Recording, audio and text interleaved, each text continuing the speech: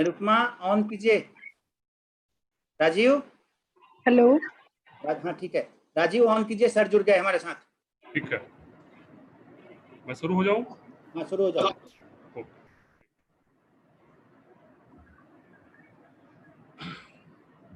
Once again, we welcome you for the second session of the first day orientation program.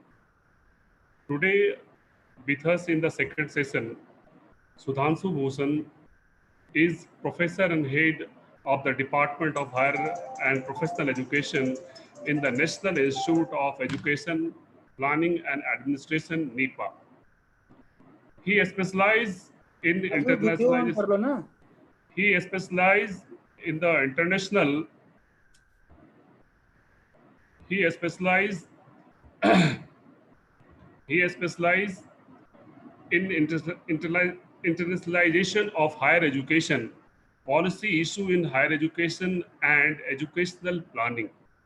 His present responsibility is to conduct a guide research and provide policy support to Government of India. His recent contribution include quality assurance of transitional higher education, the experience of Australia and India, public financing and deregulated fee in Indian higher education, and restructuring higher education in India. He is the recipient of Amartya Sen Award in 2012 for his Distinguished Social Scientist, an award which is instituted by Indian Council of Social Science Research, New Delhi. Sir is contributed a number of research paper and book. So once again, we are fortunate. So sir, we have spared the time for us and the participant. So sir, again, we welcome you, the virtual platform, and you have to enlighten us for this coming orientation program of the second session. Sir, we welcome you, sir. Okay, thank you very much. There are five participants. No, sir. These are basically we are the member of the host. Okay. So what is the total number of participants? More than 3,000 and above, sir. Okay. So this is an online. Okay. This is online, sir. You are live basically at present. Okay. So thank you very much for inviting me for this orientation program of the teachers. We are now passing through a very, very difficult phase of COVID-19. And I am just now completing a survey on COVID-19 and higher education. And some of the results are very, very interesting. But I am not going to discuss this particular survey and the results and the probable outcomes and the suggestions. But in this lecture, I would like to discuss another survey which I conducted and completed, in fact, last year. And this survey this is a students' satisfaction survey. The survey was conducted all over India. We had the responses from 10,295 students from all over India, covering roughly 150 institutions. And we also conducted the focus group discussion in 44 institutions, again, all over India, from north to south and so on. So I would like to discuss some of the findings from that student satisfaction survey, because I feel that though we say that there has to be a student-centric approach to learning, there should be shift from teaching-centered to learner-centered approaches insofar as pedagogy is concerned, and from various literature that has come out, research literature that has come out, there are various methods which are being suggested in terms of participative learning, in terms of group learning, cooperative learning, constructivism, and so on and so forth. But what stuck to our mind that it is important to know the views of the students. It is important to know who these students are. I also, I am of the view that somehow or other, not only educational administrators, but even the teachers do not have a very, what can you say, very passionate approach towards the students. And even teachers consider themselves as very neutral. What do I mean by neutral? Means my job is to go to the class and my job is to deliver a lecture, certainly a very good lecture, and perhaps uh, the task ends. Of course, there are a group of teachers who do go beyond that. They invite the students for discussion, for questioning, for clearing doubts classes, and so on and so forth. I do appreciate the efforts of those teachers. But there should be a third category. The third category should be one where teachers should also try to understand the students. Unless you understand the student, because today there is a very, very heterogeneous group of students. In your class of 40 or 60 or 100, you will find that there are students who have absolutely no clarity towards, they perhaps do not fulfill all the competencies that is required to be in the undergraduate. And you will find on the other extreme, there are students who are very smart. Some of the students may be ahead of the teachers in terms of the source of knowledge and so on and so forth. So,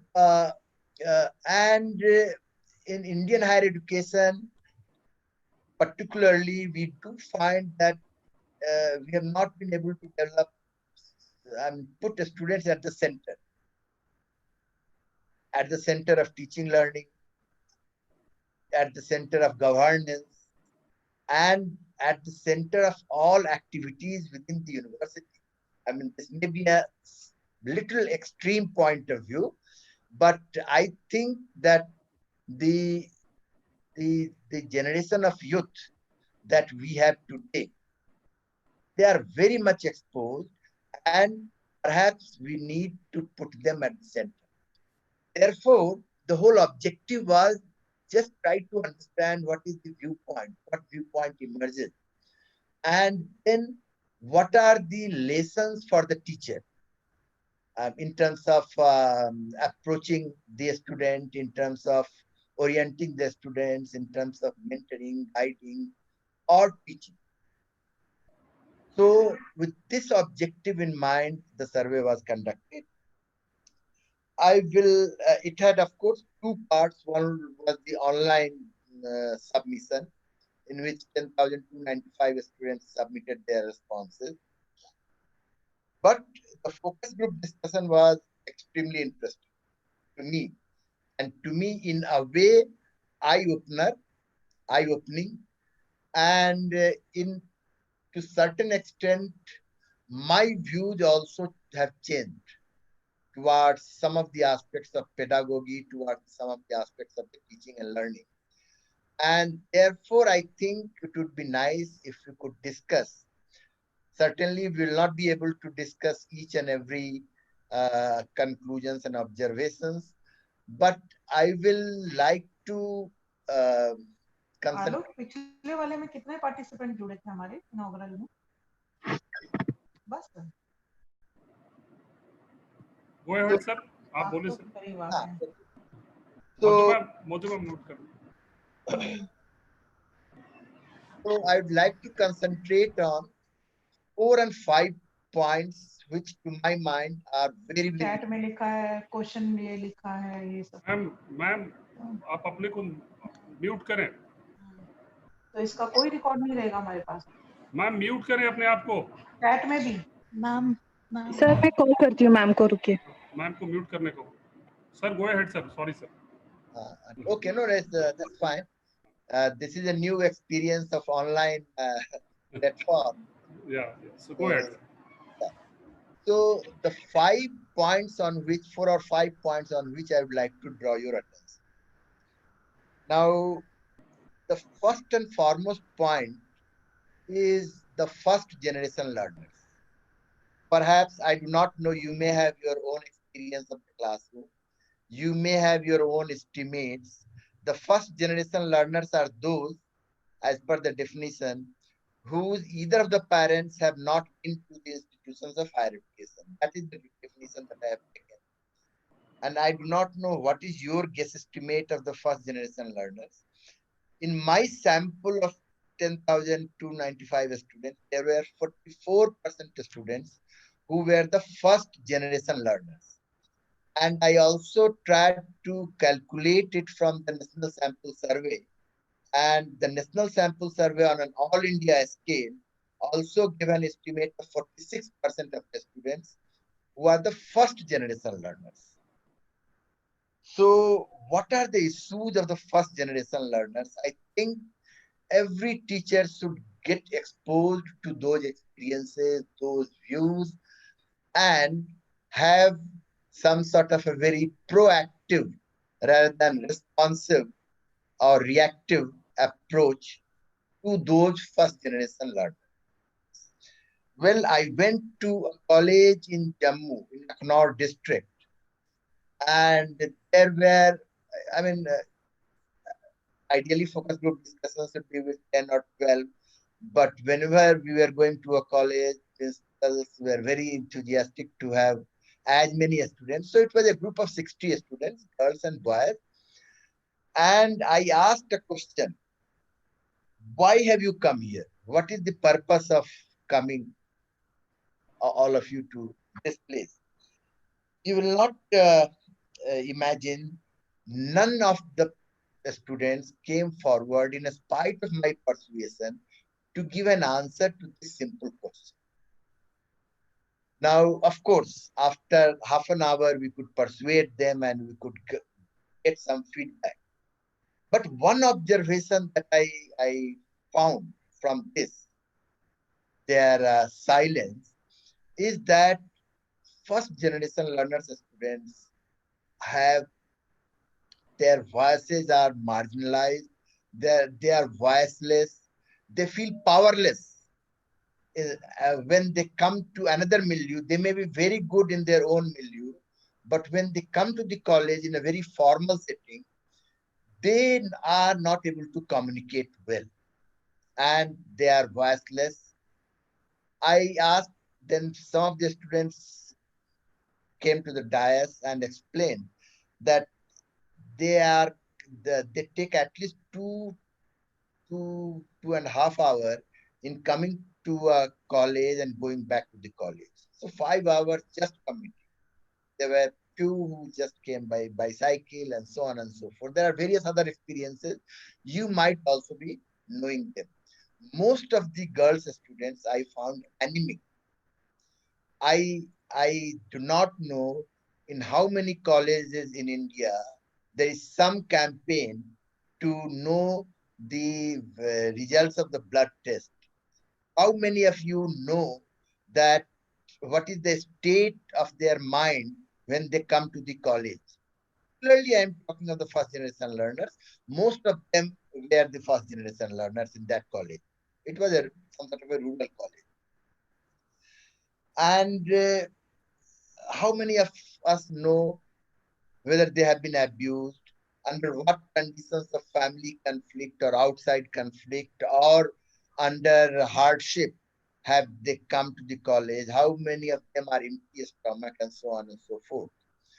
Therefore, one point that I gathered from that college is that we must have a very, very passionate approach towards these students, the first generation students, because you can very well imagine if there are 46% of the student population is the first generation learner, and if at all there has to be a learner-centered approach, then learner-centeredness not only demands various pedagogic innovation in terms of participative learning and group learning and so on. That is also an important thing. But the first and foremost thing is how much are we acquainted with the students? How much do we come closer to the students? I'm not saying that you may not have that approach. Many of you might be having a very passionate approach towards understanding your student. But I think we need each and every teacher should meet each and every student. If 2-3 minutes time, I will later explain you that for them, it is the emotional quotient that is important. It is not the intelligence quotient that is important. So far, we only stress intelligence quotient, how much percentage of marks students have got. But for them, that is a distant dream. For them, it is important to understand their emotional quotient, emotional component of learning. And if you just encourage them, motivate them, mentor them, guide them, then only some sort of a readiness can be developed for learning for them. So that is the first. There are various other issues. I will come back a little later. But the first thing that came to me is that one of the responsibility of a teacher does not end only in the classroom. Even outside the classroom, having the faces which should recognize the students rather than give a very sad look toward the students and so on. So that is the first thing. Now the second point which is also very important, I went to another college in Jammu that was situated in Jammu, and that was a B.Ed college. And I had no clue. Many of you may have not any clue as to how these first generation learners can be really taught the way, the more intelligent people, students, average students can be taught, because they have so much of deficiency. They have cognitive deficiency, they have social deficiency, and they have psychological deficiency. Now, at all the three levels, unless these deficiencies are addressed, perhaps we cannot make them ready, prepare them for the learning. So, now when I came to that college, B.Ed college, I asked this question to them. I explained the whole situation and I told them that you are a student of education. So what kind of a pedagogy? How do we approach the students and so on? And they also said they were all much smarter group of students. And please try to understand what is the kind of differentiation of students that we have in different colleges. One college may be dominated by the first generation learner. Many colleges in Delhi University may find many smart boys, may find few who are the first generation learners as well. So some sort of a mixed kind of a situation. And in Delhi University also, in different colleges, there may be different kinds of composition of a student. So this is important. So what they said is that the apathy of a teacher should be is one of the important points. And I am verbatim telling you what these girls said. These girls said that teachers sometimes make a remark. Of course, not all teachers, but it was their version that इनको क्या पढ़ाना है, ये क्या जज लगेंगे, ये पढ़ के क्या करें. I do not know whether you understand, but the whole literal meaning was that it is worthless to spend time and effort towards these first generation learners, because they have, there is a mindset, there is a bias which you will also observe in your classroom, that those students who keep on answering, you will ask questions to only those students. Those students who are the backbenchers, those students who keep silent, perhaps the attention of a teacher is not drawn towards that. So these girls said that what is quite important is that we must treat the students with dignity. That is very important.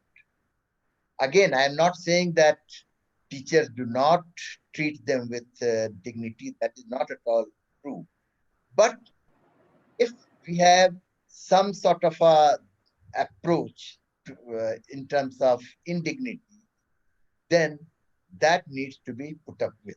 So that group of girls students told me that they should treat them with dignity, and they should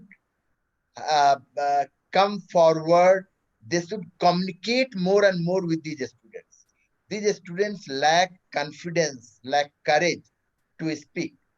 And therefore, another important role of a teacher, so far as the first generation learners is concerned, is that treating them with dignity, creating confidence, and so on and so forth.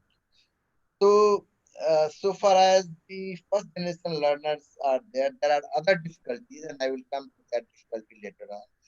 But the first message is not with respect to the intelligence quotient, but it is with respect to the emotional quotient. How to prepare them is the first task of a teacher. I do not know whether you'd like to intervene at this point, and I should go on and on. What is the arrangement? May I ask the Rajiv, what is the arrangement? Should I keep on going, For what, or sir? would you like to get some comment on this by the participants, Yeah, or yeah. So after when you conclude, then will some I question. okay. Then we Okay. will take some questions, sir. Then we will take some. Yeah. So that is the first point that I have put forward to you. I call this an anthropocentric approach to learning. Anthropocentric approach to learning is different from the various psychological and behavioral approaches to learning. An anthropocentric approach to learning is basically trying to understand the students, the learners in totality, not only in terms of psychology, not only in terms of behavior. So that is the first point. The second point is the point related to language. Language issue is very, very important. I will give you, there are two approaches to whole language theory. The first view is that local language should be promoted, at least certainly at the school level of school education, and many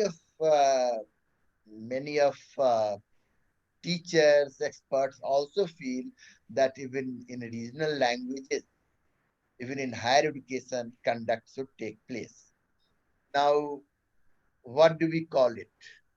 Perhaps Professor N. Jairam calls it in one of his EPW articles, he calls it an emotional approach.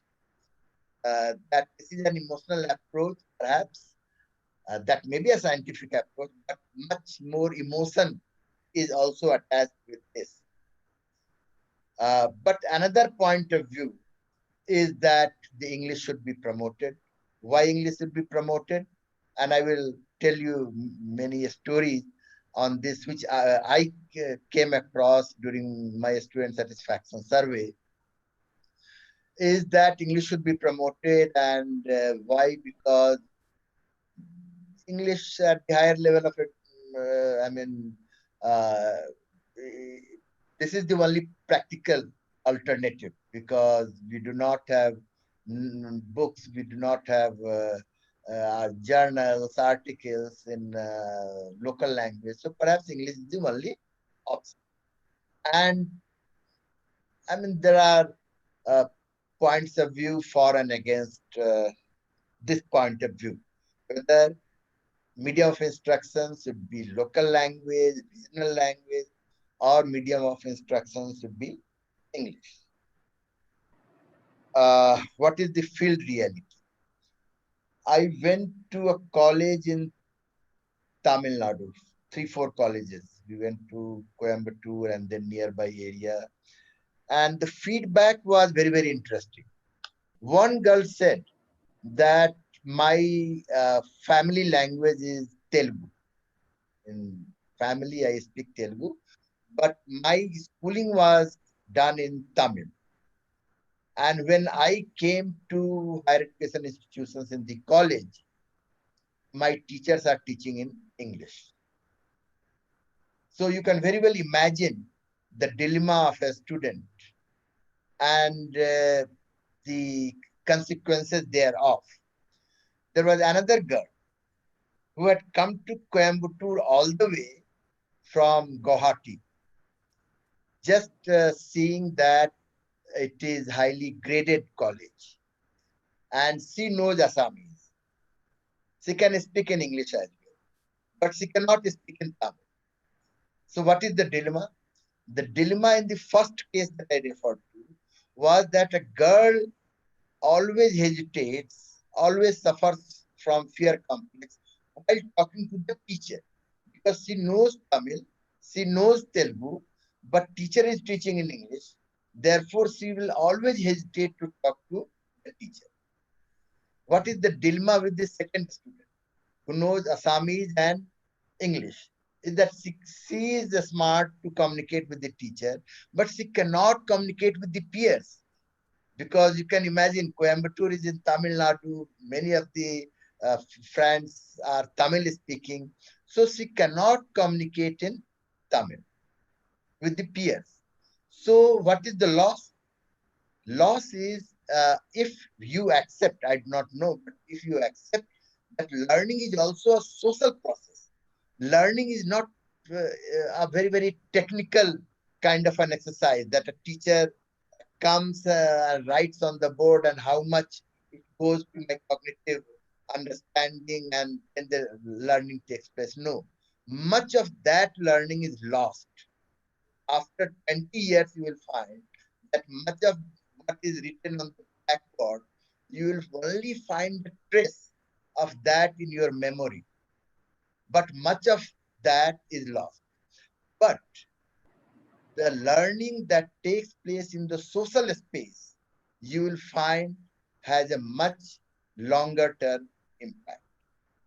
And therefore, if these two issues are not sorted out, then language becomes a barrier so far as learning is concerned. So I asked, then I went to another college, which was quite far away, a little rural. It was near Salem. I am just forgetting the name of the place. So there I confronted again rural students. All of them, you can say, the teacher there told me that almost 95% of the students are below poverty line. All of them, most of them, 95% of them cannot communicate in English at all. And they all teachers also teach in Tamil and everything expressed in Tamil. Now, however, I found most of them must have been first generation learners, but I found at least few of them were very, very smart. And someone came to me rushing to the dais and asked me that, sir, tell us whether English is a language or a knowledge. So it has a this was a much deeper question. It was a deeper question because what he implied is that if English is a language, merely a language, then why not Tamil as a language should be the means of communication? Why will English should be the means of communication and not Tamil? So then I asked, the meaning of that was that English is is the language of knowledge. So he meant to say that English is basically a knowledge, because if all the knowledge exists in English, then English is not merely a language, but English is also a knowledge. And therefore, if it is only a language question, then of course, means of communication should be in all the language, in regional language, why not? But the whole difficulty is that English is a language of knowledge. If you want to gain a higher order knowledge, then you have to learn English. So it is with this dilemma that I asked them a question: how many of you would like to have English as a means of communication? Now you can very well imagine that community of students were all from Tamil. Hardly 5% of students could communicate in English. And all of them, majority of them said that they want to develop English as a means of communication. You can imagine, because of two reasons.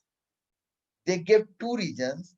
One reason they gave was that if I know only Tamil and if I do not know English, then my job after undergraduation is very, very limited. My job market is limited. I can only go to Chennai, and in some mall or wherever I am there, I can only converse with the people who are Tamil speaking.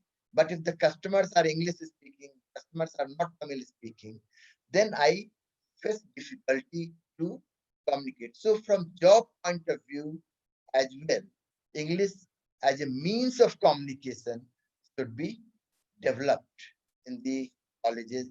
That was their point of view. And the second answer, of course, was some of them very surprisingly noted that no, they want to continue higher studies. So any one of those who continue higher studies after their 3-year BA, BSc, BCom would certainly like to have English as a means of communication.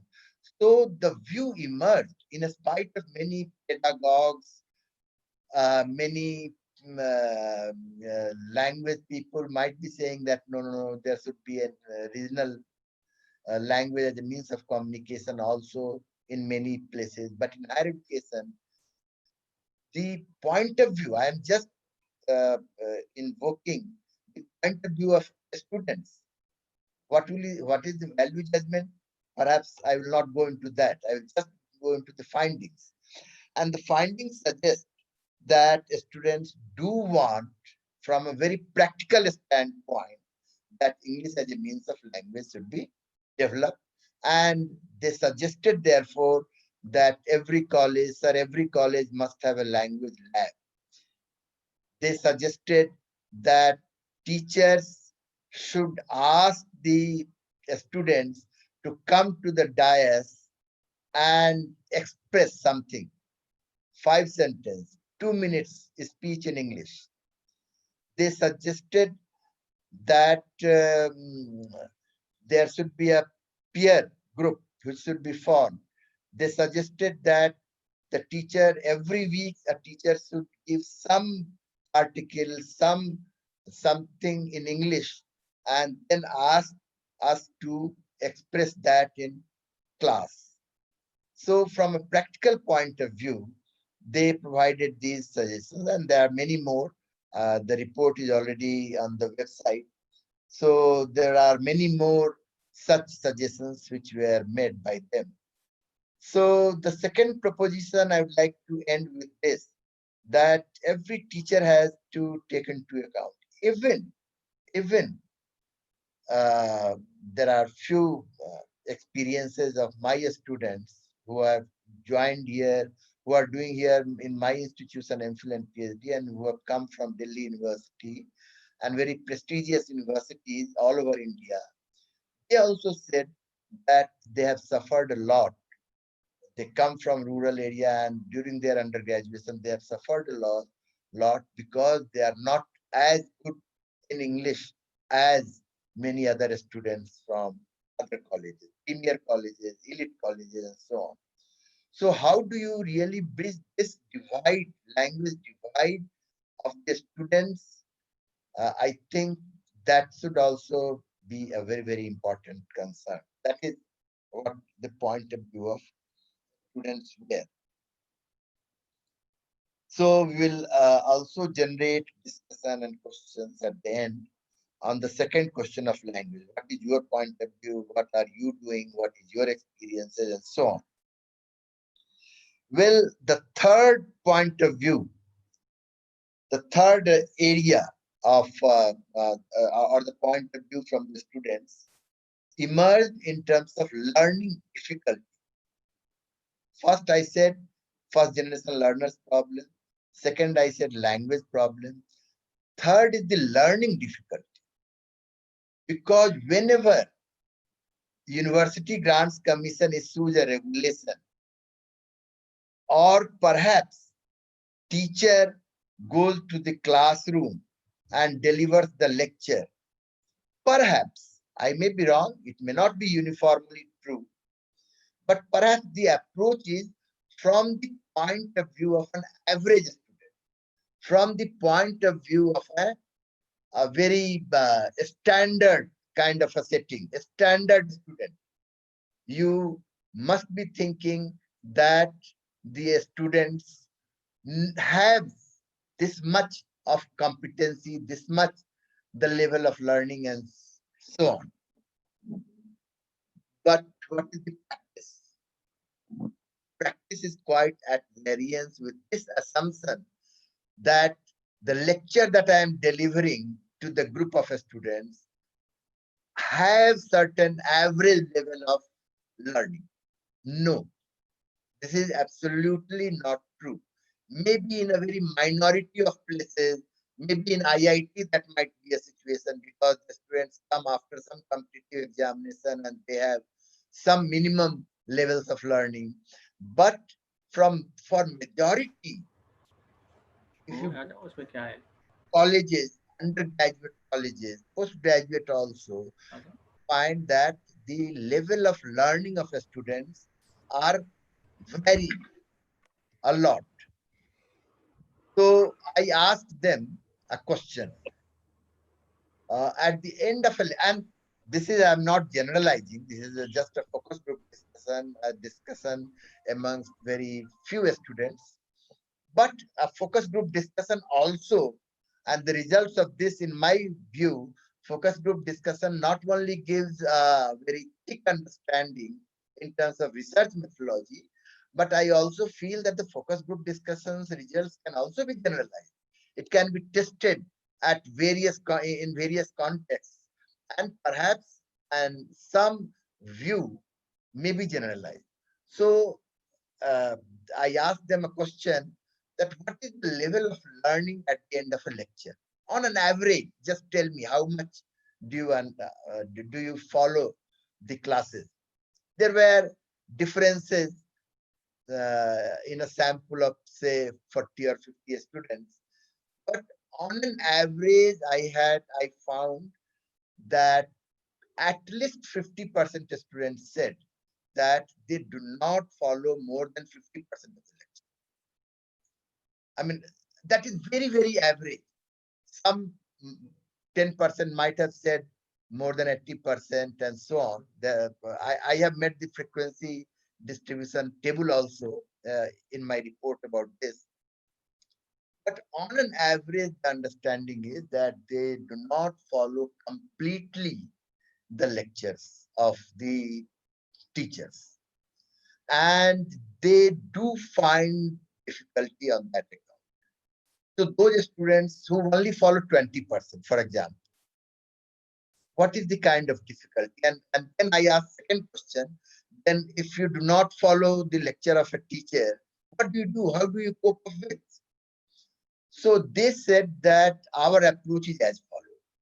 First of all, we go to the YouTube and try to understand some of the concepts in physics or in any other subject, and try to get some idea about what teacher taught. So I just watch 5 minutes, 10 minutes video, randomly I search, and then I try to I find. Some of them said that I go to my friends and then I try to understand what was taught. Then, of course, somebody said that I search for the textbook. So if I do not follow the lecture, I try to consult the textbook, and through these textbooks, I try to cope up.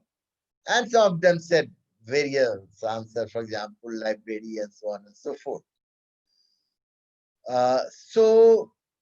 The difficulty of our slow learners, I think sometimes we do ignore. And I'm not saying that there may be a solution to this. Solution to this is very, very difficult. Why it is difficult? I know many of you might say that I have a class of 100 students. Tell me, how do 100 students have 100 levels of learning? So how can I help them individually and try to understand different levels of learning? So it is almost an impossible task. That could be one answer. But there are alternative answers that emerged during the focus group discussion. And the alternative answers were that they said that if 2-3 things are done by teachers, that would greatly help support a student. What are those? They said that at the beginning of a lecture-wise, if there is some compilation by the teacher that I am going to teach in lecture 1 this topic, if there is a brief description of this topic, and after that, if they can say that the first and foremost reading for this topic, for this lecture, is this chapter of a book. And in addition, if there are 5 to 10 minutes video on that, very precise video on that by the teacher or through the YouTube searches and so on, then the advantage will be that the student may come, if motivated, after having prepared with those lectures. And then they said that, sir, after that, what is important is not the lecturing, but the discussing. Let teacher introduce the topic. Let teacher ask every student that you come prepared with this minimum 5 pages, watching this video, and then if they come, then the classroom should be basically the doubts classroom or the discussion classroom rather than the lecturing class. The 50 minutes of lecturing classroom is something that used to be a very, very important pedagogy. That is still a very, very important pedagogy. I am not at all discounting that. Lecturing has its own value, not of course PowerPoint lecturing. PowerPoint lecturing, if any teacher is doing, please stop, because PowerPoint does not provide you any reflection. PowerPoint, if I have to present a PowerPoint here, perhaps after 5 or 7, when nobody is watching you, perhaps after 5 or 7 minutes, you will just mute the sound and you feel boring, because it is just the overload of information, and mind does not accept overload of information beyond a point. But if you can reflect to the lecturing. Lecturing method means reflection, method of reflection. How do you reflect? Any question can be asked by the student, and teacher has to be prepared with the answer. So that kind of a reflection of a teacher is very, very important. I think that kind of a thing needs to be promoted. So the view of the student in terms of learning difficulty was that the students wanted that that kind of a ready-made material should already be prepared.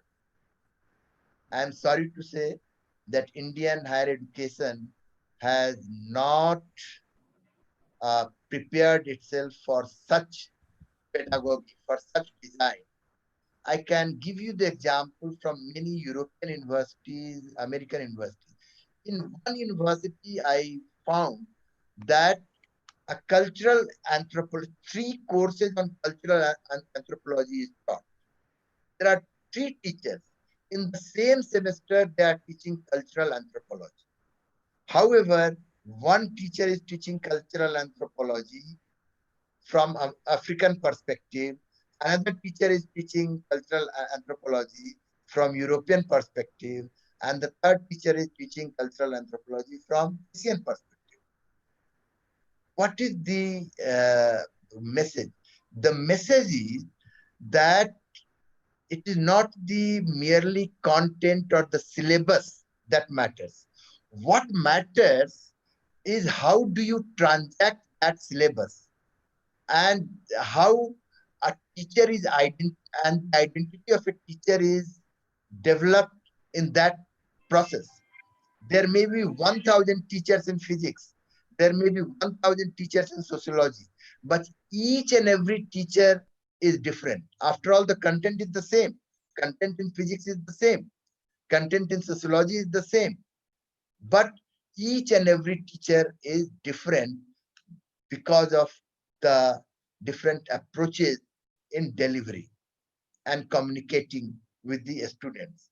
Therefore, the message, so far as learning difficulty is concerned, students said that we waste a lot of time in coping up with the deficiencies in the learning. And they said that what happens is that after 5 or 6 or 7 lectures, students are still struggling to cope up with the first and second lecture.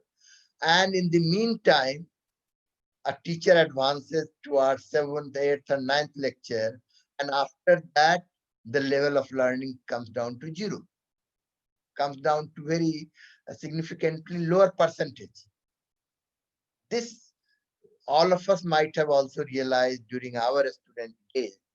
Therefore, I think one solid answer that was given by those students was that why can't teacher prepare every lecture topic-wise and put it on the website of a college under the name of that course. Lecture 1, this is the significant, I mean, there may be a syllabus, there may be a reading list of 20, 30, whatever. But the most simpler one, advanced level of reading, and just prepare 5 or 10 minutes video. I think in COVID-19 situation, if this would have been done by each and every teacher, then perhaps all the difficulties and all the problems that everybody is facing and the institutions are closed, they should not have arisen. Because I mean, of course, there is, from the point of view of students, of course, everybody may not have an equal accessibility to the online teaching. But at least if the reading materials are there, your 10 minutes videos, which you can still do. In fact, in my recommendation on the COVID, in my survey of COVID-19 and higher education, and I'm going to write it to the UGC and government as well, that the classes should begin at the earliest. I mean, There may be varying points of view, but if this kind of a material is available on the website, then classes can begin. So in fact, I would suggest that even you prepare this in next 2 months, and from August or September, if the session begins, then there is absolutely no problem. Those who can access online teaching will access online teaching. Those who can come in maintaining social distance in the classes, in a batch of 40, you can say that in group wise you come only in a week for 10 days and clarify all the doubts. But at least they can come prepared because they have the material at least on the website. Some of them, if not perhaps many of them, if not all of them, can perhaps download that material. They can go to cyber cafe and download the material and then at least study. So I think to cope up with this learning difficulty of slow learners, I think this kind of an approach is something which needs to be taken up. Well, I have already spoken so much. I do not know how much have you been listening, how much have you found it to be boring, because in this I am not knowing the faces of the listeners, participants as well. So I will just continue for another few minutes, and I would like to discuss the fourth point, and that fourth point relates to the employability.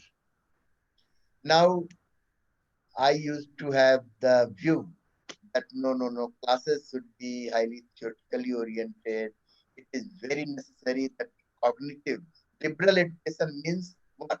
Liberal education means cultivation of mind, and cultivation of mind means developing higher order thinking among the students, and therefore developing the analytical ability of the students and so on and so forth. This is the view of the majority of the teachers. This used to be the view, my view as well. But when I interacted on this point with the students, uh, I think there was a completely opposite understanding from the point of view of the students. And please listen to the views of the students. What did they say? I asked them a question.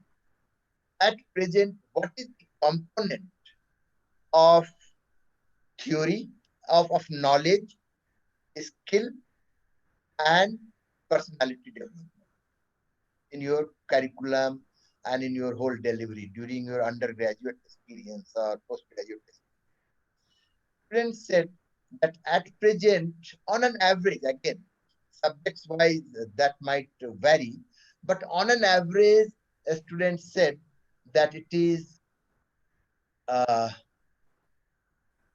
roughly 70% theory, 20, I mean knowledge, 20% skill, and 10% personality development. On an average, there might be differences depending upon college, depending upon the subjects, and so on.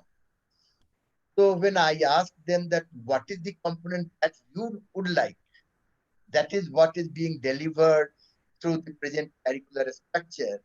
But when I asked them that what is the kind of what is the mix that you would like to have, and then a student said that, sir, there are two views from two different situations. One view said that we want to have a component of 50, 30, and 20. 50 knowledge, 30 skill, 20 personality development. Another view was 40, 30, 30. 40 knowledge, 30 was the skill, and 30 was the personality development. Now, I do not know how will you respond to a student's point of view. Perhaps many teachers will not agree with the student's point of view because we have been used to teaching theory. Because it is very, very easy to understand the theory and to disseminate that knowledge. But students said that there were quite interesting observations. Students said that for us, what is important? For us, two things are important. One is the practical knowledge as opposed to the theoretical knowledge. And second, my ability to convince the people with the knowledge that I have. I possess certain amount of knowledge, and when after my undergraduate or after my postgraduate, I go to the world of work.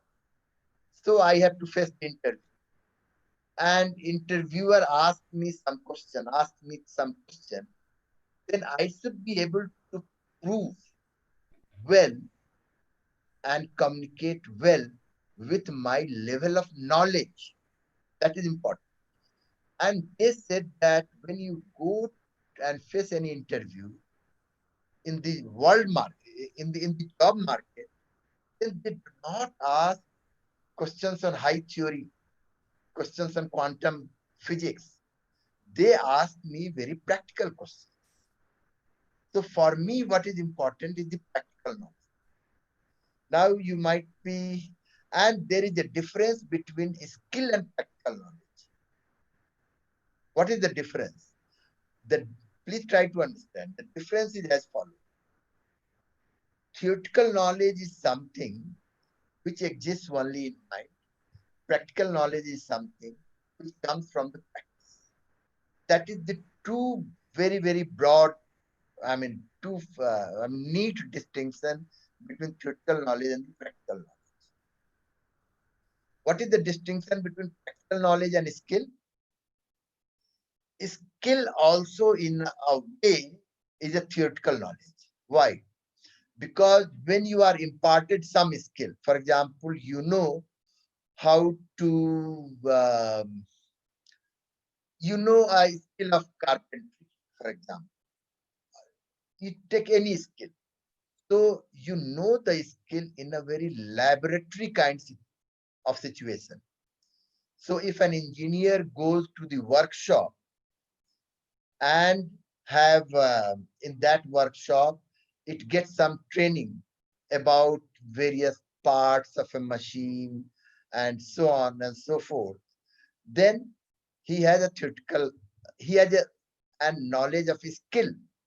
But it is again a theoretical knowledge, because if that student is asked by somebody to repair a motorcycle, in actual practice, he will not be able to repair a motorcycle. Okay. So practical knowledge is something which is applied. For example, I know some skill X, but if I have to go to the practice, to the actual world, then I will face 100 hurdles in order to use my skill. I do not know whether you are getting the point. So practical knowledge is a variable knowledge. Skill is a fixed knowledge. I have a knowledge of motor mechanics. I have a knowledge of carpentry. That is a fixed knowledge or fixed skill that I have. But as a carpenter, when I go to the world of practice, I may confront all sorts of experiences. I may confront that I didn't get anybody to come and to get to get something repaired. So in practice, the experience, the knowledge comes from experience that you do, experience of anything that you do, and that experience is a knowledge. So that is the practical knowledge. I do not know whether I have been able to make the distinction, but anyway, if not, in the question answer session that may be clarified. So the point of view that emerged from the students, again, I do not know whether anybody will agree, whether University Grants Commission will agree, whether University Academic Council will agree to this or not. But This is the point of view of students. Why? Because you see, the majority of we are quite far ahead from elite higher education to a mass higher education. Now, all of 3 crore and 35, 36 lakhs students are not interested, all of them are not interested in high theoretical knowledge. But we are teaching 70% in our curriculum theoretical knowledge. Many of the students are only interested in a job. So, therefore, the whole mix of this, the theory, the knowledge, skill, and personality development needs to be radically thought. That was the point of view of the students. When I said personality development, why do you want 20% or 30% weightage? They said that, sir, this is very, very important. Personality development is what? Personality development is team building. Personality development is making me strong in my mind. Personality development is developing confidence. Personality development is communication, the ability to talk and to convince and to argue with the others. Of course, that does not mean the kind of TV debates that we are getting. There are very smart TV debaters, but they end up fighting with each other. But I think this ability to communicate, ability to argue with reason, the team building, etc., etc., and they said that the college campus should be full of such activity. College campus nowadays is full of classroom activity. They said that classroom activity, please minimize it to the discussion and few doubts and so on. Campus life should be much more in terms of buzzing with the activities. 10, 20 activities should be going on, right from drama club to theater to dance to whatnot. And one student, I had been to Yamuna Nagar in one of the rural college, and a student told me that, sir, when I came to this college, I come from extremely rural background. When I came to this college, only then I could found that, wow, I mean, college life, how different it is from school life. School life school campus is a prison. You are not allowed to go outside the campus from this point of view or that point of view. Parents are so disciplining. But when I came to the college, I got so much opened up, and I found that now I can take a decision of my life. And that student said that after a year or so, I thought that I should fight for the students' union election. And that came out of blue when I came to the college itself. College provides that kind of a freedom. I have also written one section on the discipline and freedom. What is the concept of discipline and what is the concept of a freedom? So he said that freedom matters a lot so far as the college is concerned. So he said that I fought the students' union election, and I won the election, and now my ambition of my life has completely changed. The ambition of my life now is to do the social work, to meet with people, more and more people. That gives me much more satisfaction than any other kind of a professional job profession. The view might undergo change during a student life. You do not face any constraints, and you might have one image of the world, but when you confront the reality, you have another. Your all images, those images get demolished. So That was the point of view that was said. So I think, my dear teachers, the practical aspect of the knowledge, and I have many stories. One story I will tell you again from Coimbatore. One, I think Coimbatore or maybe from Goa College. Either of the place. One girl student said that she has completed her, what was the subject? It was astrophysics or something, or biophysics, something like that, she said. She said that, sir, I have taught in the class, but if you ask me frankly, what is biophysics, I do not know anything about biophysics. Why? She said so because she says that everything was in the air. It was so heavy theory, heavy mathematical equations, and I was so bogged down into those equations that I vomited those equations in the examination, and I taught. That is another thing. But I do not know what is the practical implication of this. What is the practical usefulness of this particular subject? So unless teacher related to the practice, practical examples and practice, perhaps I'm not able to relate much of the knowledge of my subject to the practical world, and therefore it will live in my memory till my examination. After that examination, I just completely forget everything.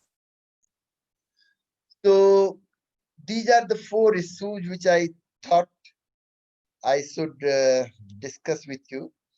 I have many more points to say. So if I will ask Rajiv Nayan, should I continue still? Yes, Or yes.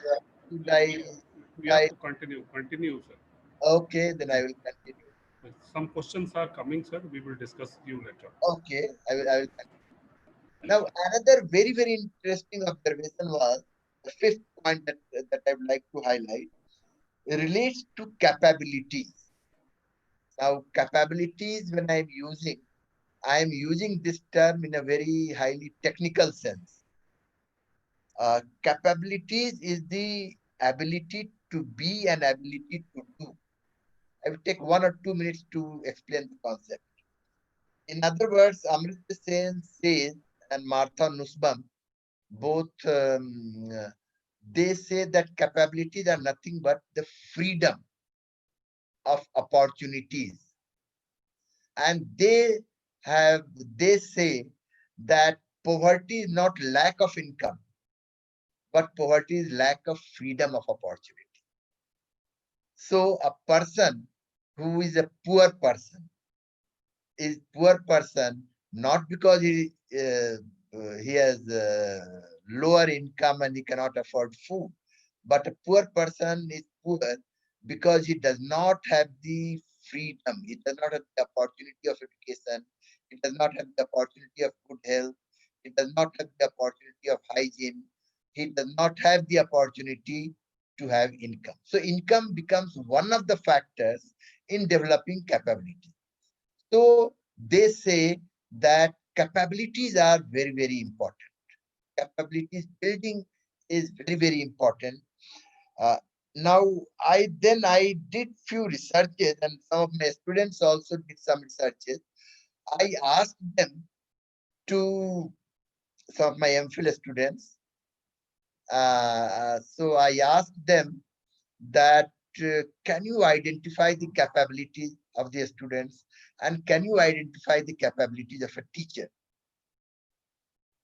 Perhaps you will. I have not gone into the detail. Very briefly, I told you what is capability. So please try to understand capability. If you are a man of capabilities, then you are a man of higher opportunities, higher freedom of choice. If you are a man of lower capabilities, then you are a man of lower capabilities, lower choice. You have much less freedom to choose from amongst the alternatives. So you are more empowered if you are more capable, and if you have more opportunities and choice.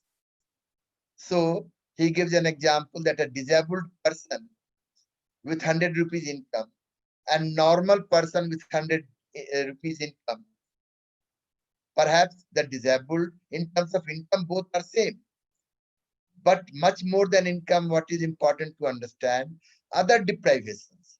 So a disabled is deprived physically, and therefore a disabled is, in terms of income, both have same capabilities, but in terms of other physical and other criteria, a disabled person is less capable than a normal person, even with the same level of income.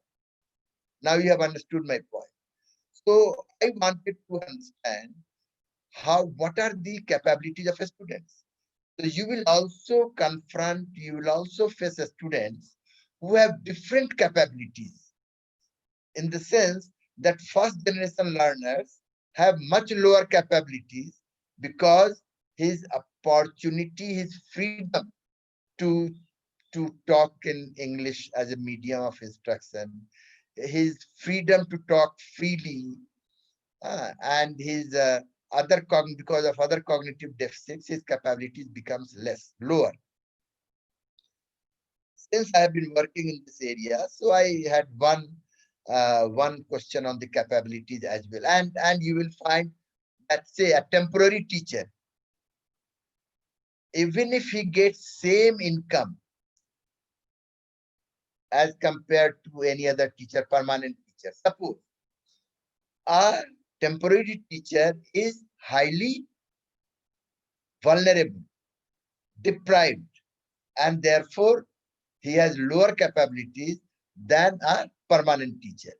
Because I know all the stories, you may be knowing all sorts of stories, that how permanent teacher coerces a temporary teacher to write a co-authored article, to engage the lectures, and so on and so forth. So I wanted to understand the capabilities of a student. So we identified few capabilities, 10 capabilities, and we wanted to know what is the student's satisfaction. So there were few capabilities which also are very, very important. For example, the freedom to meet with the persons of eminence in the college.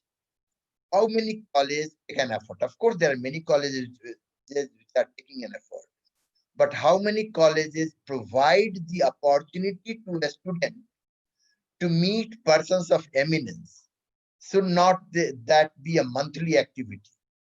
My whole point is that everything in Indian higher education has been reduced to classroom teaching. That there should be online teaching and offline teaching. That is the matter of discussion during COVID-19 situation. But I think there are various other things. I do not know why can't colleges, maybe some of the colleges might be doing, I have not seen many, why can't colleges provide this opportunity through some such platform that we are using here, to get some eminent person and have talk and discussion with the students, even during COVID-19 situation. Freedom to laugh, freedom to joke. Do you think it is less important?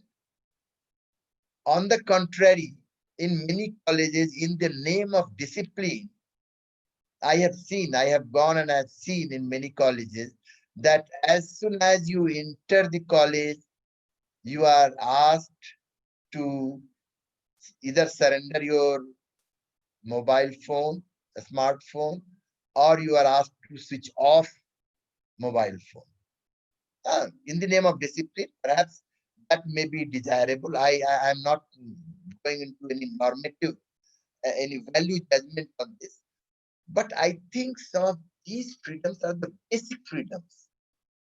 Freedom to laugh, freedom to mimic, freedom to crack jokes, freedom to talk with the peers, freedom to talk with the teachers, freedom to have debates and discussions, and freedom to develop various other facets of the personality. So I found that some of those capabilities are not being developed. My understanding is that some of those capabilities need to be developed by the teachers, by the administrative authorities in the college. Because unless you empower them, I mean, education is not only technically knowing more and more. I think Socrates made a very fine distinction between knowing and understanding. And he says that knowing is simply knowing the facts, that this X, Y, Z, whatever it is. But understanding is a much deeper value. Understanding is knowing in a very deeper sense. So it is very, very important that an empowerment, capabilities development is very, very important from the point of view of students. So on the point of capabilities also, I found that many colleges were lacking. I found the capability score very low score, and many such opportunities and many such freedoms are not being given to the students. So this was another very, very important point that came. If you ask me, I can continue. Should I? Or you will like to invite questions? I can continue. I have not. You can sir continue. तो और continue कर लीजिए sir, उसके बाद एक question ले लेंगे sir. Okay, ठीक है. Then there were other observations which are also important, which also came. That observation was with respect to the whole governance processes that is being adopted, that is prevalent in a college.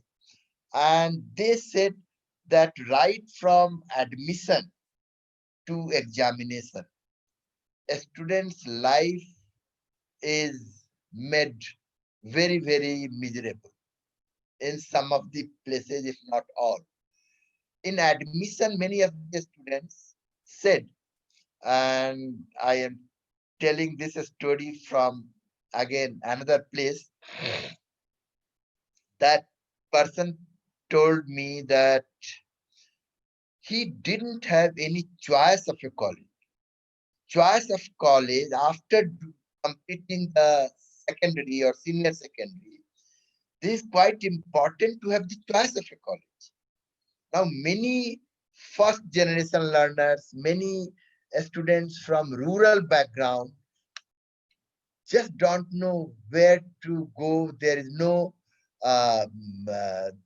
place where they can get some understanding of the subject, the career, and which college is better. And you will not imagine one student who had reached the postgraduate stage, and he was telling me undergraduate experience. I will not name the place, but he said that I didn't have any idea. This was the nearest place I got admitted in that college. And to my utter surprise, no teaching learning takes place in that college. That college is an affiliated college of a particular university. And for all the 3 years, nothing of that sort happens. There are only few teachers. And now he said that now I am in postgraduate, and now I understand what is the value of education, what is the value of teaching. So my whole 3 years, very valuable undergraduate experience, I have completely lost, though I am trying to compensate it at my postgraduate level. So the choice of and the suggestion was that each and every college, I think again, some of the colleges might be doing. But each and every college must have some sort of a camp organized before admission begins. So if admission begins in June or July, then at least 1 month before, there should be proper announcement, advertisement that there is a 1-day camp in the college, and in this 1-day camp in the college, there will be all sorts of lectures regarding orientation, regarding subject choice. This is very, very important particularly for those students, many who come from the middle family background, high family background, whose parents are educated. They do guide their students, but those students, and as I said, that 46% of students are the first generation learners. Those students which have no idea about this is very, very valuable information. Choice of college. Once the choice of college is decided by the students, the whole admission process again is very complex and clumsy in many places. And I am not excluding some of your very prestigious Delhi University colleges, because I have come across some of the guardians. One of the guardian from Assam last year or the year before last, he asked me some suggestion about the colleges. And then that lady had, along with the daughter, had to stay here for almost a month in order to get into college, first list, second list, third list. The whole process is, it takes so many days. And then after that, settling a girl student, no hostel facilities. So you'll have to find some PG and some place you have to get. So all this process, perhaps, I mean, we realize only when we confront that kind of a situation. But that process is very, very time consuming, money consuming, and psychologically very, very burdening process. I think many of us do not think in those terms. How can whole admission process be smooth? The governance in terms of admission is very, very complex here. If you go to any Western universities, European universities, American universities, you will find each and everything so meticulously planned. As soon as you land up in the university campus, you will get a call. You will get a call from a student center, from hostel center, from residence center, from academic center, administrative center, and each and everything is very, very meticulously planned. So a student does not feel at a loss. Of course, there may be a loss in terms of a place being alien, but in terms of facilitation mechanism. So the point here is the student support system. In my opinion, there should be 24/7 student support system facility in each and every college. And let me tell you, if not 24/7, at least 12/7 facilitation mechanism, student support mechanism.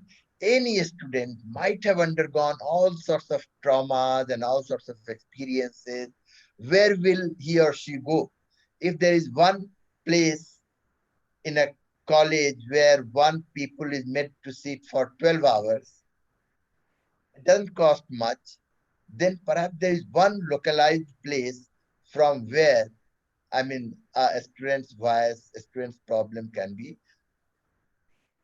The second aspect of the whole governance was with respect to examination. With respect to examination, there are two parts of the examination. First part is the internal assessment, second part is the external assessment. On internal assessment, I conducted a I conducted 2 rounds of focus group discussion, only in Delhi University, and I had very, very interesting observation. Should I tell you all those observations? Internal assessment. Yes, Most sir. of the students said that internal assessment, in if not all, in many colleges are false. Why? Some of them felt dissatisfied, wanted to discontinue. Not all of them. Some of them said, no, no, sir, it should continue. What was their observation? Their observation was that internal assessment has become very routinized. The term paper, etc., or any such assignments that is being given, I do not remember exactly breakup of 25 marks. 5 marks is attendance, 10 marks is class test, and 10 marks is, I think, assignment or term paper. That is also, I think, some sort of a guideline of UGC. So they said that term paper, assignment, etc. I'm not saying for all the colleges, for all the students, but in some cases, it is very casually undertaken. First, students do not really do very hard work, they do cut and paste. Second, they said that teachers also do not give us any feedback. Third, they said that all that, not even answer script is returned. I do not know what is the practice in other many colleges, but in some of the colleges, I was told that answer script is not also returned, assignment is not returned with the feedbacks. And all that we know is that on the notice board, marks is pasted on one fine morning. So that is what they said. Second point they said is the class test.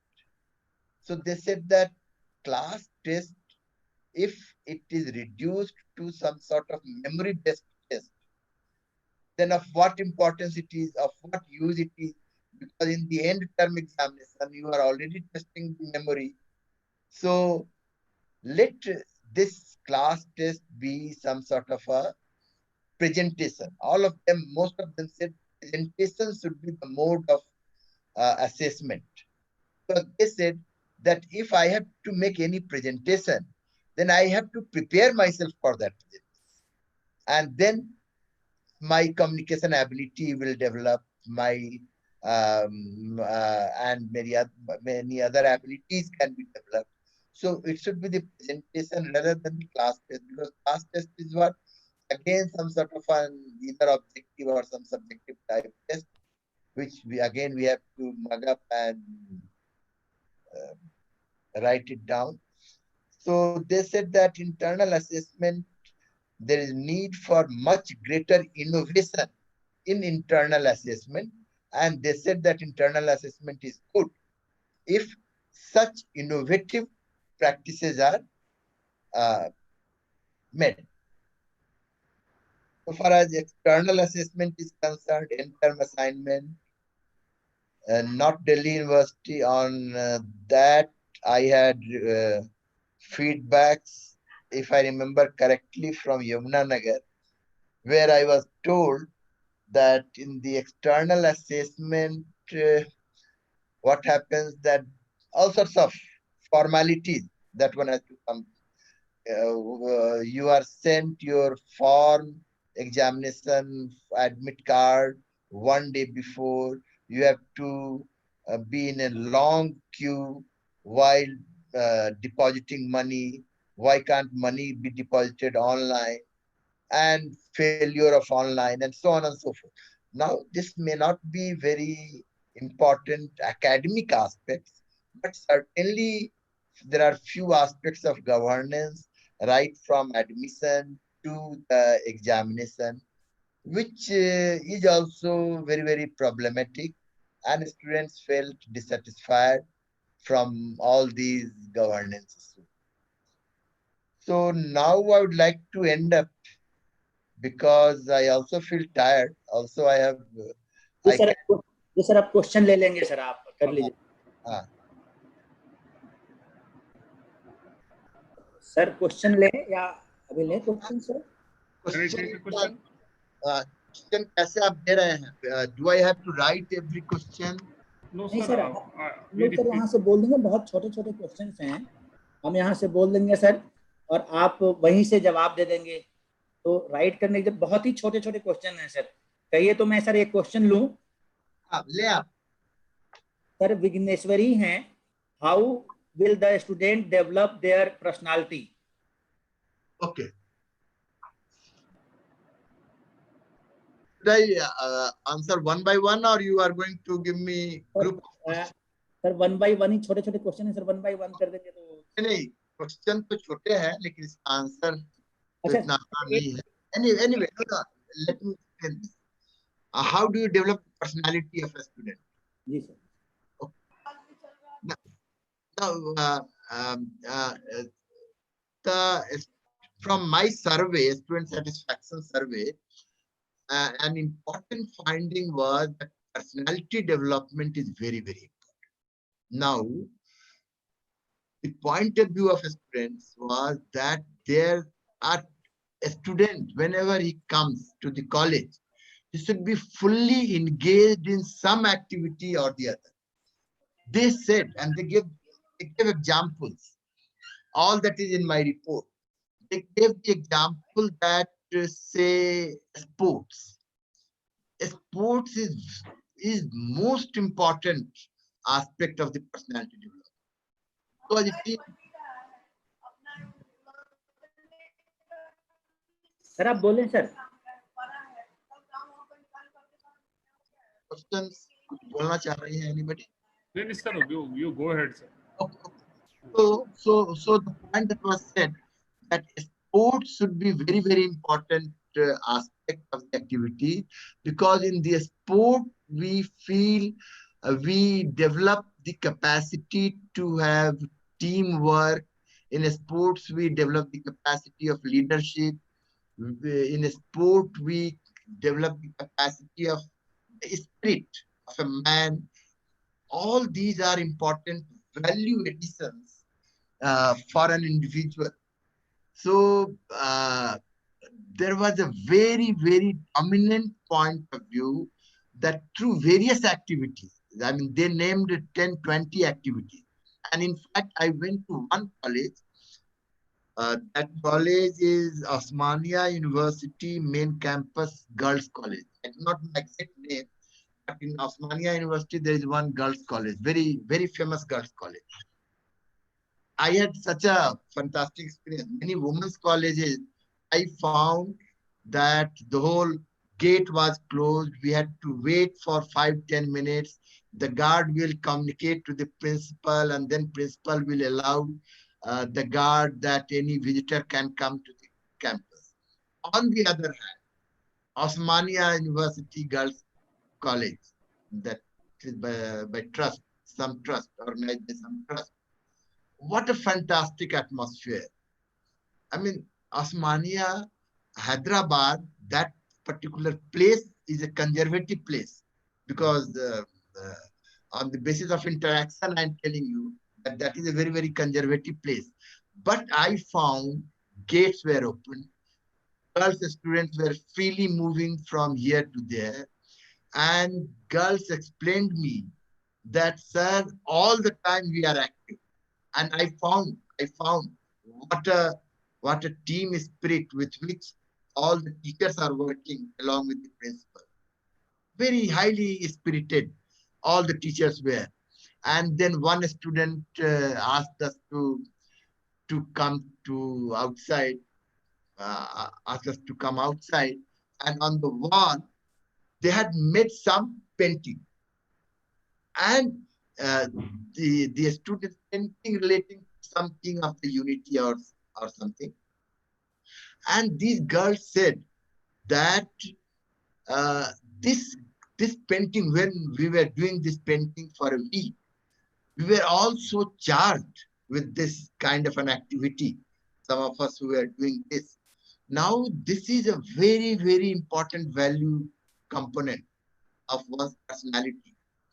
So, to someone who asked the question, my answer is that the campus life should be buzzed with activities, Okay, sir. not only classroom. Sir एक question और है MM गुरु रानी का. This is very informative lecture. Sir, please give your opinion about teaching through contractual / temporary faculty in higher education. I had also conducted a workshop from different states and on the contract teacher, temporary teacher conditions, and there was a very good representation. I have prepared a report as well from at least 15 to 20 states. Very, very horrible state of situation exists. It is a horrible state of situation from various points of view. First point of view is from administrative point of view. Yes, the government, the regulatory body and the government, the way they treat the teachers. I was going through one class court judgment. Okay.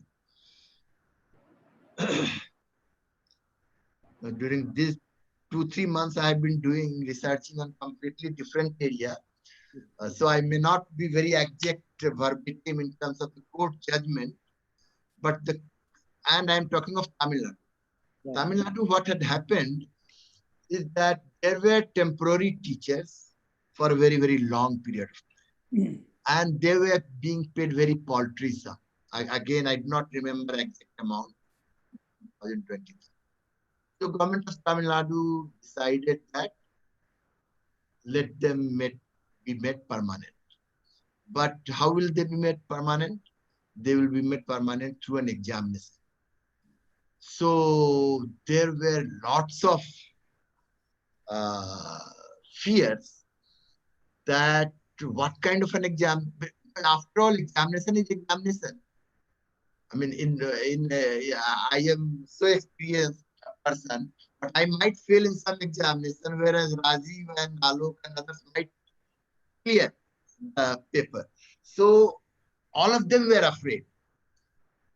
And in one of the Madras High Court judgment, the judgment was that with this kind of an honorarium, how do you expect any teacher to deliver? And I do not remember the exact words. So it is a very pathetic situation. Story was very good. Kerala story, at least they are given very good sum. So it is so. My response to this is that this is very pathetic. Number one. Number two, they also suffer discrimination while in the colleges, not only from the government side and so on, but while in the colleges, there are also all sorts of and deprivations and so on and so forth.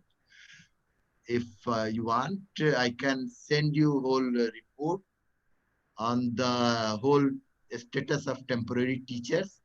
Nonetheless, the reality is that Indian higher education is going to continue with this kind of a predicament. Government is not going to appoint teachers. That is for sure. Yes, sir. I mean, you must have been watching for the last 10 years. So many vacancies in Delhi University, 4,000, or I don't know what. 5,500, sir. 5,000, and nothing is happening. Yes. I mean, I just fail to understand. So it is very pathetic, and it is pathetic not from account of teachers, but it is pathetic for our higher education system. Yes. So what else can I say? Sir एक question और है waste Bengal से सुदीप्ता जानना चाहती हैं.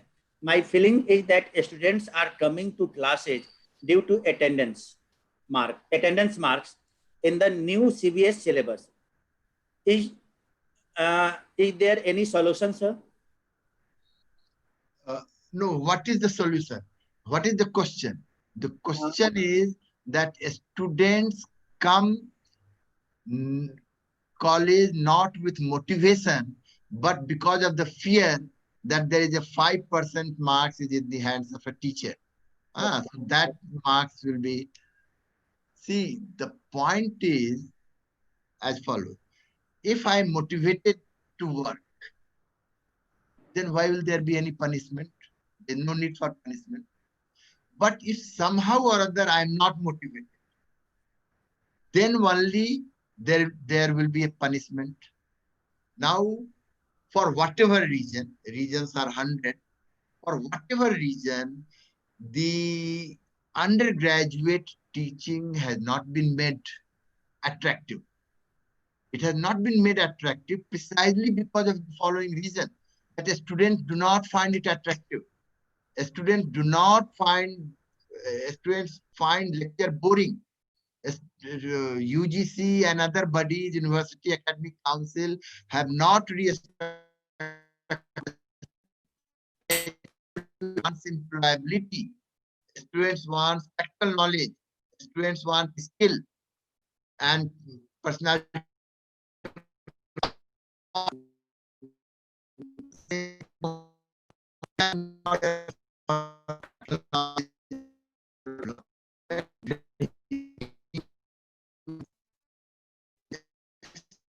No use. It is also difficult for them. So somehow or other, the point is that somehow or other, it is a very big question, that whole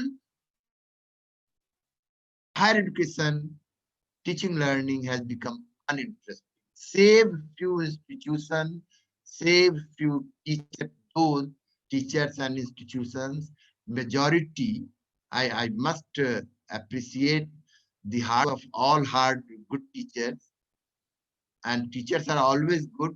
Only difficulty is that they not find congenial atmosphere, favorable conditions under which they can be much more productive.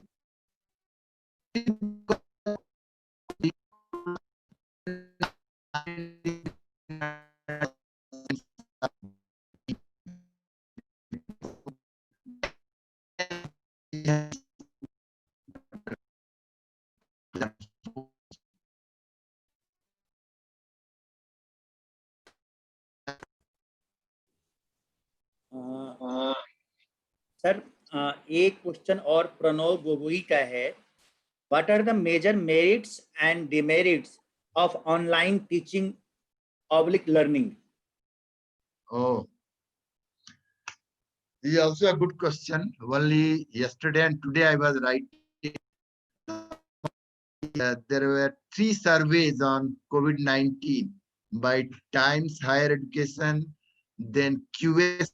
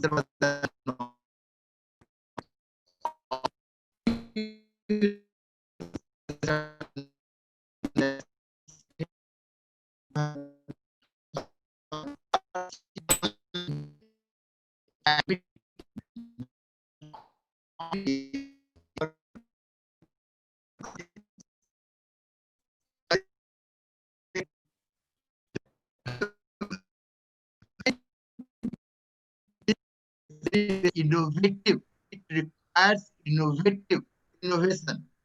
If it is not innovative, then online teaching is still the worst. See, in the first case, they were of the opinion that campus life is very, very important. Therefore, offline teaching with the campus life adds value. But now, if say in a country like India, if we switch to online teaching without preparation, then it is the decline of quality is going to be very, very, very radical. However, see, for example, if online teaching is just the Zoom, now I do not see the faces of any participants. I do not have any eye-to-eye contact. I do not know what is the motivation level of the participants. I do not know what trash have I spoken.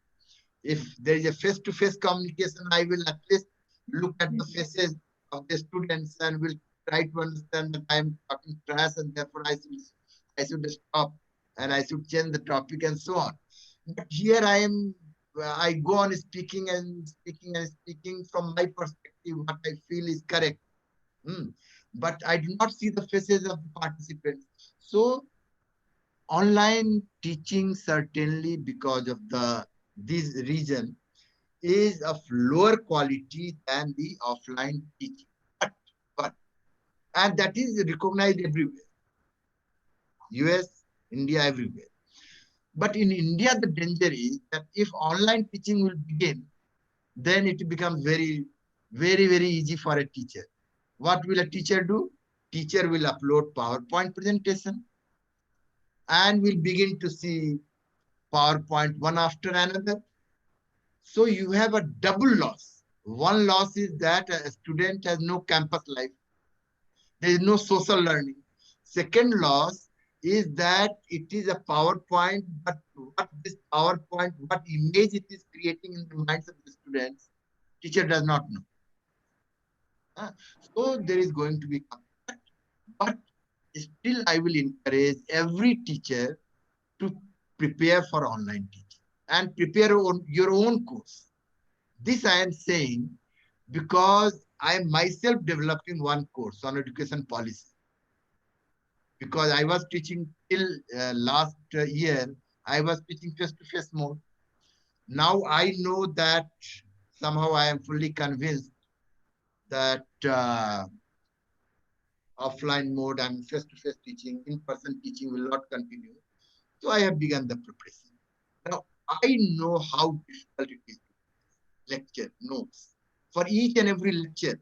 So if you have 40 lecture, prepare 40 lecture, prepare 40 videos, prepare 40 materials from simpler to advanced. In the writing of the particular course, every lecture, I am giving particular, I am writing 2 pages, then I am asking them some analytical question that what author has given this statement. Please go and read the article and tell me what does the author mean by this particular statement. Okay, so in this way, if see, my dear friend, in the online teaching, most important thing is how do you motivate students for self-study? That is important. So motivation for self-study, because your teaching, your face-to-face is lost somehow. In some cases, there may be wherever that facility is. So how do you motivate for self-study? If you are able to motivate for self-study, it is going to hit. Otherwise, it is going to fail. So that is what I would like to say. Sir एक आसाम से मृदुला हजारिका जी हैं, वे जानना चाहती हैं, sir please provide some suggestion to develop the mental strength of the students in this pandemic situation. Yes, I was again on this mental health point. I was going through the different global surveys. 2 things came out. One, students wanted, the leaders themselves said, that was not the survey from the students' point of view, but leaders said what they are doing is that they are making communication one-to-one with the students. So in a university, if there are 4,000 students, and since in those universities, every student's email ID is there, everything is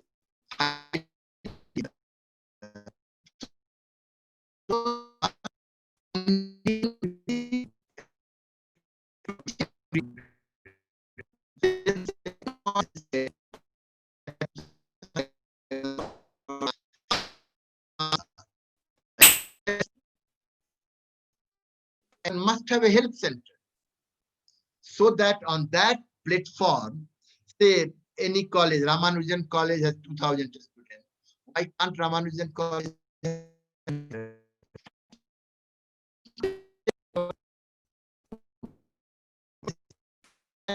And this is flash to each and every student, and said that whatever problem you have, please. And the third thing is also communicating with the parents, because parents are much more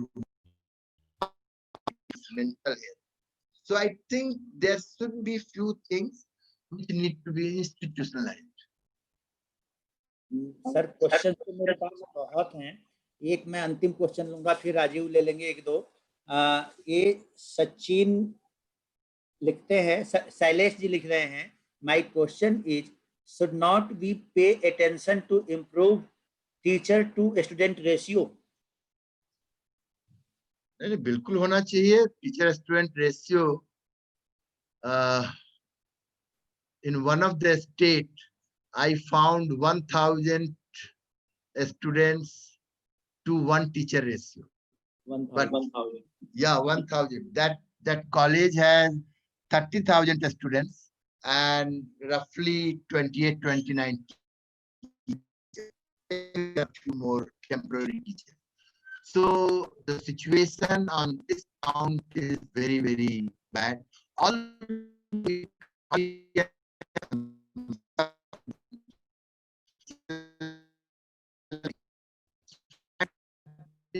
on an all India scale. But I have every doubts over the data, because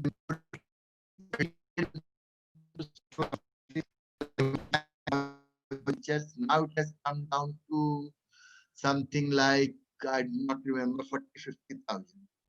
Temporary teachers are much ago. I find that if there are 10 permanent teachers, there are 10 temporary teachers there.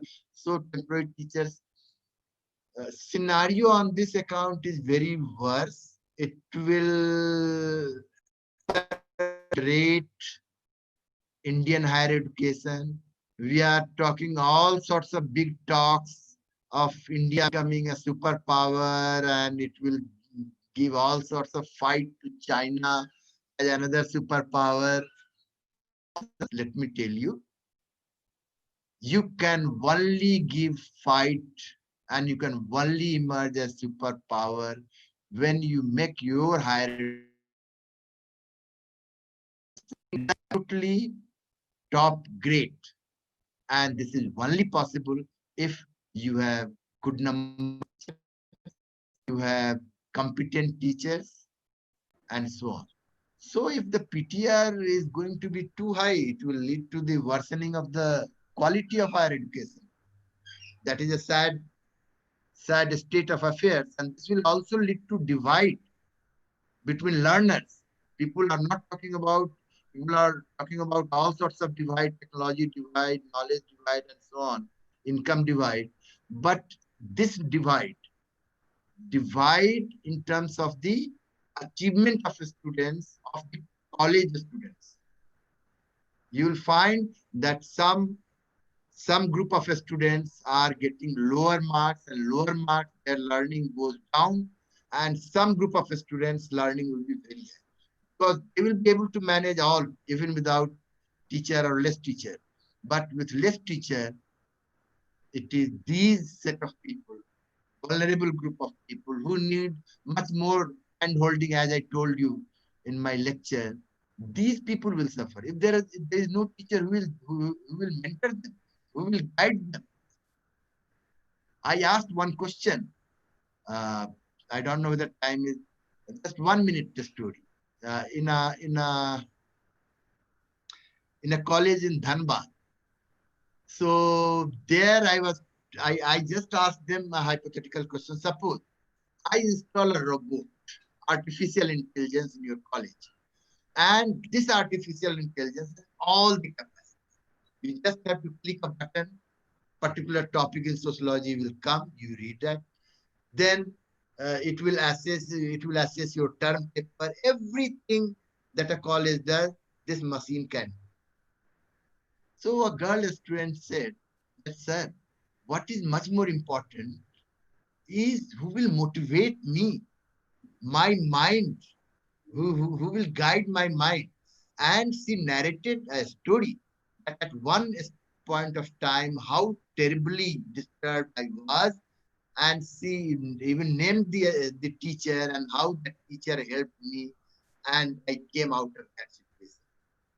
Now, there are many students of that age who need guidance and so on. So for all that, I think the importance of a teacher, an adequate number of teachers, is absolutely.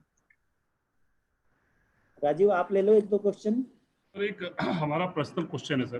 This is my personal question for last 2 hours of the observation. As per your observation from the different state of India, which type of assessment required and determine the student progress? I didn't get your question. From different states, what do you want to know? That your observation from the different state, you have to mention from one place to another place. You have visited the different colleges. Okay, yes. So which type of assessment required and determined for the student progress? See, mainly my observation is, see, student progress, again, I'm not only looking at in terms of percentage of marks. I'm looking at what is the value addition that is done during 3 years of college life. I found those colleges where principal is active, where coordination of principal with the teachers are good, and the campus life is buzzing with the activities. There I found much, the students are much better in terms of their every ability I found. And I do remember in my mind, there is an image. Which are the colleges? For example, I told Osmania Girls College. Then Coimbatore. Again, that was a girls' college, I suppose. But it was a highly A-grade autonomous college.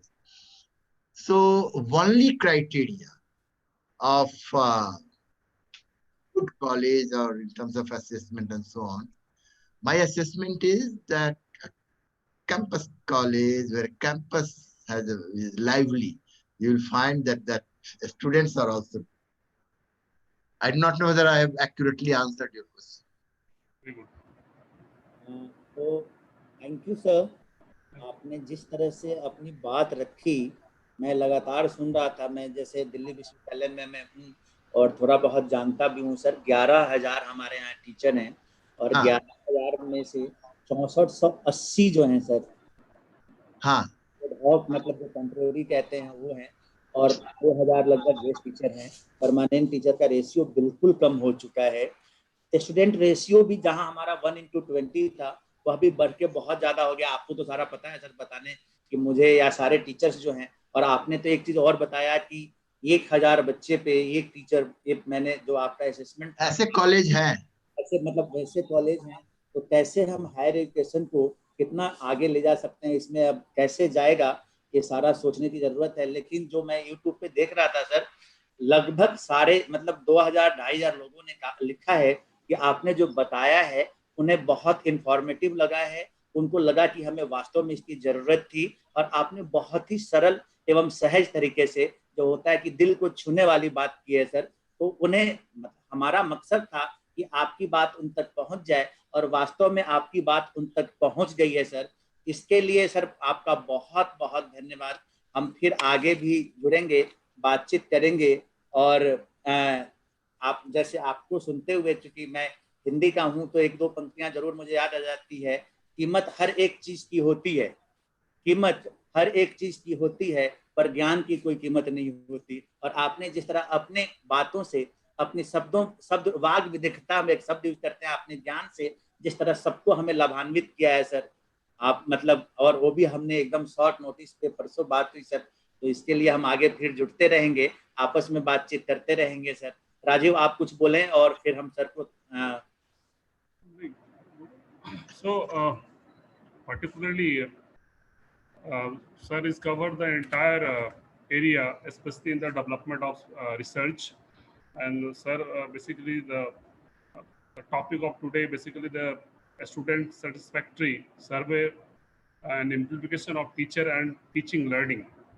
So sir, you have covered the learning part, you have covered the language, you have covered the employability, you have covered the anthropology, you have covered the lingua franca. I mean, entire in your this 2 hour just we are basically the learner from you.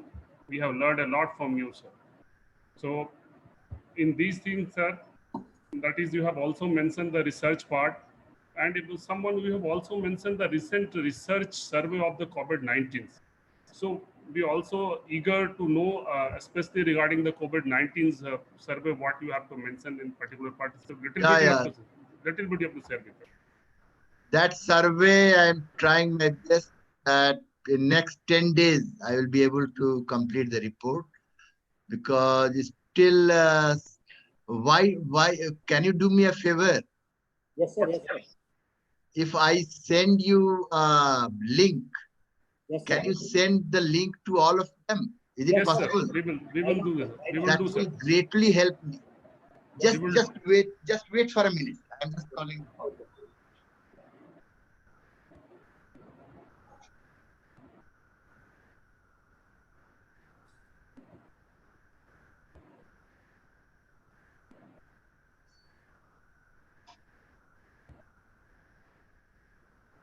So, if I send you a letter, and that letter already contains a link. Yes, sir. So all that one has to do is to click the link, and there will be a Google form. Though there are 23, 24 questions, but it will not take more than 5 minutes. So if all of them can really fill up, then I need a sample size of, for a statistically significant result, I need a sample size of at least 380. I've got some. So please do this help to me, Alok and Dr. Rajiv. Yes, sir. Yes, sir. Yes, sir. We will do, sir. Okay, so I will be sending you just now. Yes, sir. So, but how will you send? What will the process? तो हमारे पास एक Telegram group है जहाँ पे 4000 लोग हैं। उस link को हम वहाँ डाल देंगे सर, सारे लोग को भर देंगे, तो हमें कोई समस्या नहीं है sir. Okay, excellent, excellent. Okay. और रिजल्ट आपके पास जाएगा। रिजल्ट सर आपके पास जाएगा। हाँ, रिजल्ट तो मेरे पास है। रिजल्ट आपके पास जाएगा, हम इस लिंक को ग्रुप में डाल देंगे और वो वहाँ पे भरते हुए आपके पास भेज देंगे। हाँ, नहीं, ये तो बहुत बड़ा हेल्प हो जाएगा। Thank you very much for this opportunity. Okay sir, thank you. प्रणाम सर, फिर मिलते हैं। प्रणाम। And be in touch. Yes sir, yes sir, yes sir. प्रणाम सर। प्रणाम। सचिन आ जाओ चेहरा। हाँ जी सर। हाँ सचिन और everyone is happy sir. Lecture was great. Your lecture was very, actually all the aspects are covered it by you sir. Thanks a lot sir for such a nice lecture sir, really. Okay, thank you very much. Thank you sir. Thank you so much sir. Thank you so much. Thank you. Thanks a lot. तो फिर हम कल सुबह 10 बजे मिलते हैं, और फिर कल सुबह 10 बजे निखिल राजपूत लेंगे गूगल क्लासरूम के रूप में। तो कल सुबह हम 10 बजे मिलते हैं। आशीष, आप कवर कर दीजिए उसको। आप हाँ जी सर, मैं आप ट्रांसलेट कर दीजिए कि कल सुबह मिलेंगे हम फिर। Nikhil want to say something? No, just wait. So today we will have the lecture on Google Classroom, and you can access the lecture on YouTube as well as on the platform. So I hope everyone have registered on that. And today we have also posted the quiz for today. So please go through it and submit it by tomorrow. Yes. Thank you. We'll meet again tomorrow morning. Sir this is for the today मैं live बंद कर दूं? हाँ, बंद कर दो, बंद कर दो। ओके ओके, तो लाइव बंद कर दीजिए, ठीक है। 1 मिनट रुक जाते हैं हम लोग। ठीक है, तो अच्छा हो गया, आज का ये लेक्चर अच्छा हो गया। आशीष, कल आप